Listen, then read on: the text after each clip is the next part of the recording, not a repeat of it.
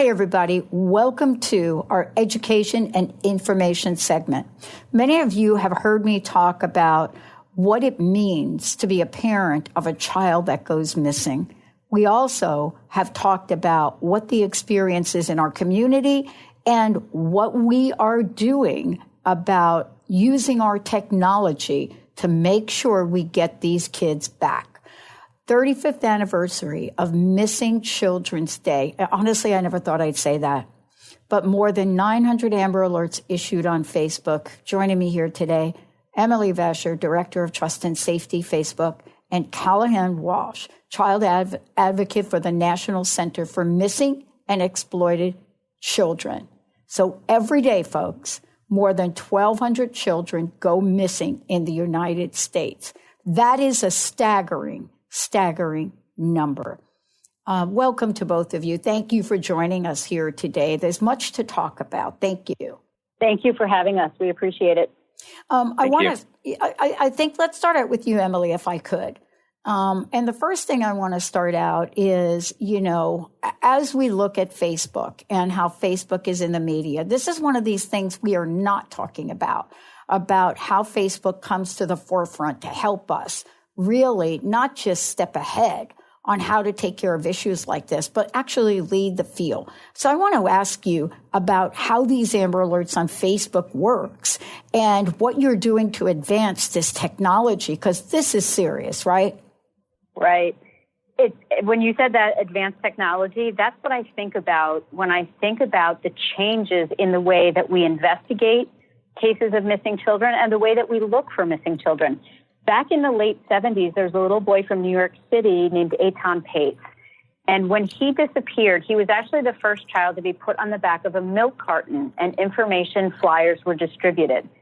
Look how far we've come. Yeah, now, I remember that. Missing, you do? I'm from New York. It's amazing how I'm from New York. Yeah. That. Yeah. Well, I'm so glad you brought that up because we don't recognize how amazing things have changed. I'm not saying we're 100% there, but, from where you can see, I would love for you to educate everybody here to let them know what Facebook is doing to partner with local organizations and also what you're most excited about here in terms of results. Our main partner in this endeavor is the National Center for Missing and Exploited Children. So when a child goes missing, every state has an Amber Alert coordinator who's a law enforcement official who will say that the case is right for an Amber Alert, and they then send the information to the National Center. As soon as they get it, they will notify us at Facebook. We have a team that's dedicated to this 24/7, 365. No matter the day or time an alert comes in. When they do, we prepare the alert, which will include critical information about the missing child, including a photograph of the child and any descriptive information like a make, model, or license tag of a vehicle, a clothing description, something that can be shared with the public so that the public can actually assist in finding the missing child. And then it's at that time, we'll push this to Facebook. And as you know, people walk around these days holding their cell phones in their hands. Oh, yeah. So they're in their communities when they receive life-saving information about the case. And we've had several instances since we launched this program back in January of 2015 where somebody was simply checking their Facebook, saw the alert, and then saw the missing child. So it's really remarkable. And it really comes down to two things: technology, but what's most important is the community that surrounds the child, that sees the information and cares enough to do the right thing, which is involve law enforcement. I'm so glad you mentioned that. I don't know if you guys are familiar with the latest Moms and Media report that comes out, because we follow it. Women are our top listeners, and especially moms. And so the latest information about moms, study, empirical data, 92% are on smartphones. And when you hear the information about how often they log in and how they take it with them and how they use it, it's staggering. So I'm so glad we are talking about this. Emily Vasher, everyone joining me here today, as well as Callahan Walsh. Callahan Walsh, National Center for Missing and Exploited Children, one of the partners. Callahan, thank you for joining me here today. I want to ask you the same question. Fast forward where we were, where we are, and what are you most looking forward to about the future endeavor and what results we can expect?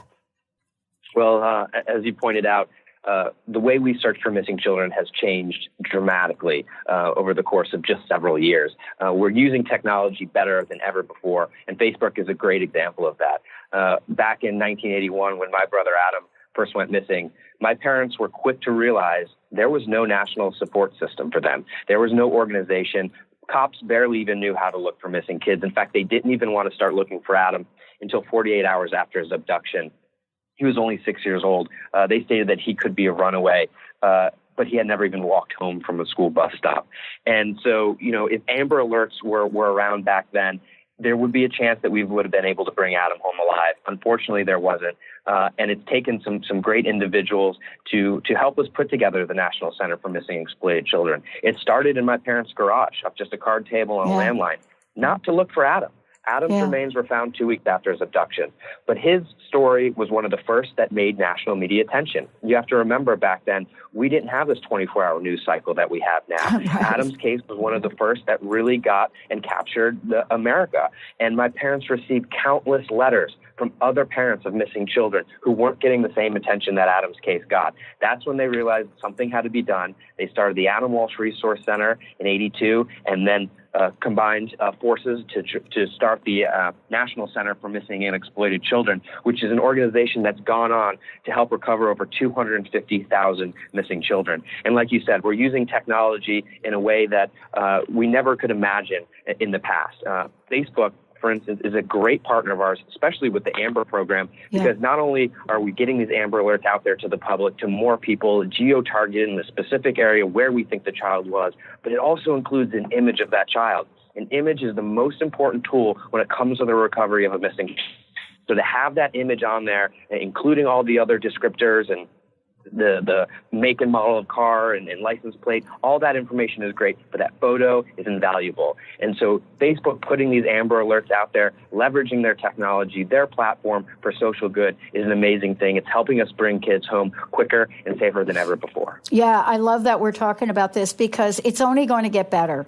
I mean, many people don't know how Facebook is being involved in this particular effort or in any effort to create a better world. And this announcement, and certainly for our listeners, is very important. But it does beg one question that, Emily, I would love for you to talk about.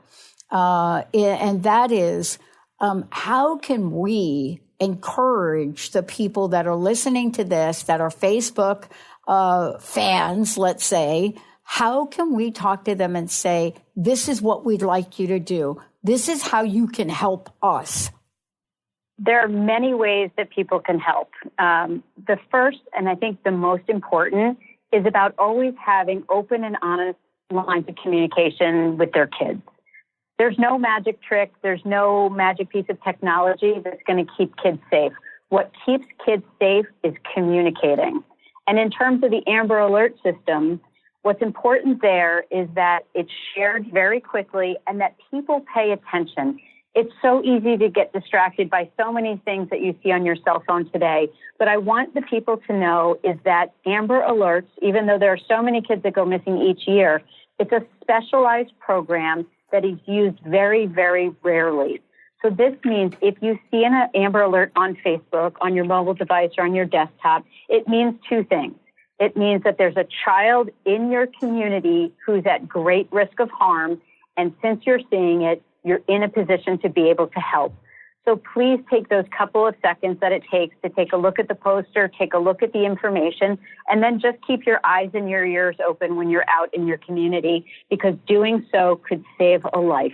Yeah, I thank you for that because, I just gave you a snippet of the latest Moms and Media study that we follow because they are our listeners. People thought we were out of our mind when we said we were going to target women 15 years ago. They said, oh, forget about it. And now, here we are all over the world with women. But here's what's interesting. And I love that we're talking about this. 98% of these moms, right, over 35, own cell phones. They are plugged into technology. They get it. I believe it's because of what we are talking about today. They know that they have to be connected with when things like this come up. What do you both think about that? Absolutely. Being connected is the most important thing. We need to be available to our children. We need to be role models to our children, and we need to make sure that they understand that they can talk to us. Mm-hmm. That's one of the biggest issues where when parents threaten kids and say, if I see anything bad on your phone or your computer, I'm going to punish you by taking that away. All that does is encourage kids to keep secrets and not come to their parents when they see something online that's scary or confusing or inappropriate. So at the end of the day, even with all the technology that we're talking about, what we need to do is have open, honest lines of communication. I love this. Emily nailed that exactly. Yeah, exactly. And I love the partnership between you two for two reasons. One, Emily, your background also is with the FBI. And Callahan, you're coming here as somebody that has real life experience. So when you put both of y'all together, it is greater than each of you individually. And Callahan, sorry for interrupting. Go ahead. No problem at all. I just wanted to echo what Emily said. She nailed it. Having open lines of communication, setting ground rules and sticking to them, and understanding the technology. Parents are getting more savvy, but kids know much more about the technology than parents do. And sometimes it's hard to have that conversation with your child about what's going on with their phone. But that's what it's all about. Talking to your kids early as well. What you're talking to your youngest child about along the lines of online safety is very different than what you're talking to your oldest child about. So ongoing, successful conversations about safety is very important, and empowering them to make safe and smart decisions. The parent won't always be there, especially when it comes to this online world. So empowering them to make that safe and smart decision is key. Yeah. I want to ask you both, start with you, Emily. I know our time is short and you both have to run. I would love to know, as you look ahead for the next 3 years, let's just say, I want to know from your perspective, what's on the horizon and what do you want to see developed? I think technology changes at such an incredible pace that it's really even hard to anticipate. Mm-hmm. But what I would like to see is that we communicate better with each other as a society, and we put the focus on our children, on communicating with them and keeping them safe, sharing the Amber Alerts, talking about the Amber Alerts. And one of the things I hope we do, because the majority of the children that go missing, probably around 90%, is they're endangered runaways. So how can we better protect those kids from ever becoming runaways in the first place? And I think technology will play a role in that. Wow. Callahan, thank you, Emily. Callahan, how about you? Again, what Emily was saying was spot on. Our runaways are a huge portion of our missing children. And what's unfortunate is we're able to determine that 1 in 7 runaways is likely a sex trafficking victim. This is where the missing and the exploited come together. Oftentimes, these kids are groomed and lured from the home by, a potential older boyfriend, and they don't realize that within just a few weeks, they're going to be out on the streets working for that pimp. And so it's very important to talk to your kids. Again, have that ongoing conversation and start early. Start very early with your kids. And don't be, you don't need to fear monger. You don't need to scare your children. Simple conversations, being open and honest about these dangers is what it's all about. Once these children know and understand the risks and the dangers out there, they can better deal with them. Thank you. Last question.